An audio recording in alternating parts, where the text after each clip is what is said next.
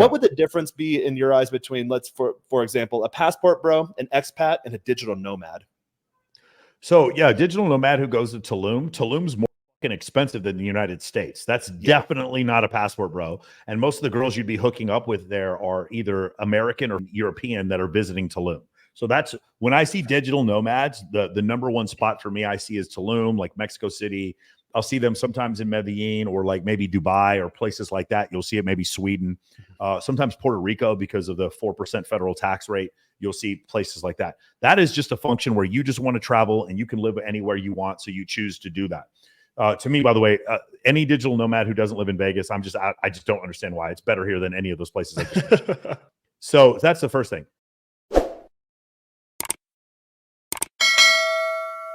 The expat is, again, it's for financial gain. So for instance, the Emiratis, the royal family in the Emirates, their family members actually fly the fighter jets that the the UAE, United Arab Emirates royal family owns. So they actually have an air force in UAE. The guys who maintain those jets are usually former U.S. Air Force, U.S. Air Force maintainers, and those guys get paid $400,000 a year to go work on jets and maintain them in another country. A lot of people have these cool jobs where they work on oil rigs, or they might work as, they just have like maybe even an English teacher. There's a bunch of different cool jobs that you can get in other countries where you're an expat, or you may just like live in like Koh Samui, Thailand, where it's super, super inexpensive to live. You know what I'm saying? Maybe you have like a couple $100,000 saved up and you realize you can just live there for the rest of your life because there's an arbitrage in wealth. That's what an expat would do. A passport bro is different. A passport bro is a situation where it's like, your initial reasoning for leaving is because the women in this country are not facilitating what you want. And that could be like, again, it's realistic. Are women getting bad advice from Cardi B and Megan Thee Stallion to be a bad and be like extremely difficult to deal with? Yes, that's true for sure. Are modern Western women very, difficult to lock down and have a long-term relationship with? Yes, the science, the data would show that is correct. And then from that, your personal anecdotal experience shows you, okay, well, I'm not having a ton of a success with dating.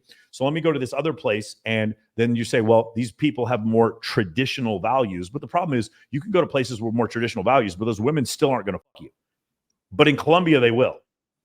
You know what I'm saying? And in places like that, they will. And so that's the issue. It's like there needs to be this added incentive. And I think we kind of ignore this. There's an incentive for the woman to have a better life by leaving with the dude who has a more upward financial mobility and a U.S. passport.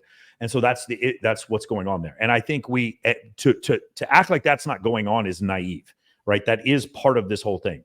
Does even the guy who was promoting Passport Fellas, which is the app, on my show yesterday, he even admitted, he's like, yeah, there probably is some trafficking going on with regards to this. And that's one of the dangers that are going on. It's like one of these situations where Colombia is poor. No matter what we do, Colombia is going to be poor. The women there, the situation they're in is that they're going to be in a better situation if they do this than don't do this.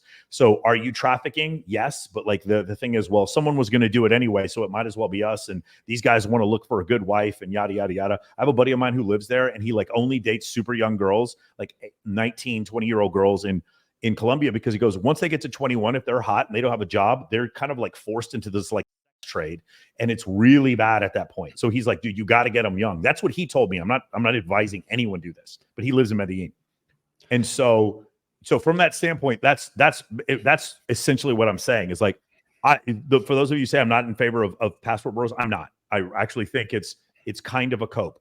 If it gets to an actual point where it's like you just really want a Catholic girl and you're really into Hispanic women and you are legitimately looking for a wife, then I could definitely see that like as maybe being the case, going to another country to find someone better. Hey, that makes sense. But like what I will say, the majority of the passport bro thing is it's a cope. You want cheap. You go to other countries to find them, then you fuck them, and then occasionally you might bring one home. But when you do, she didn't really have any other options but to leave with you. I'm not saying it's 100%, but that is what the majority of is. Again, these guys who are in Colombia talking about, hey, I built a harem in Colombia and let me teach you how. I'm very, very skeptical of that shit, and I would not take that course.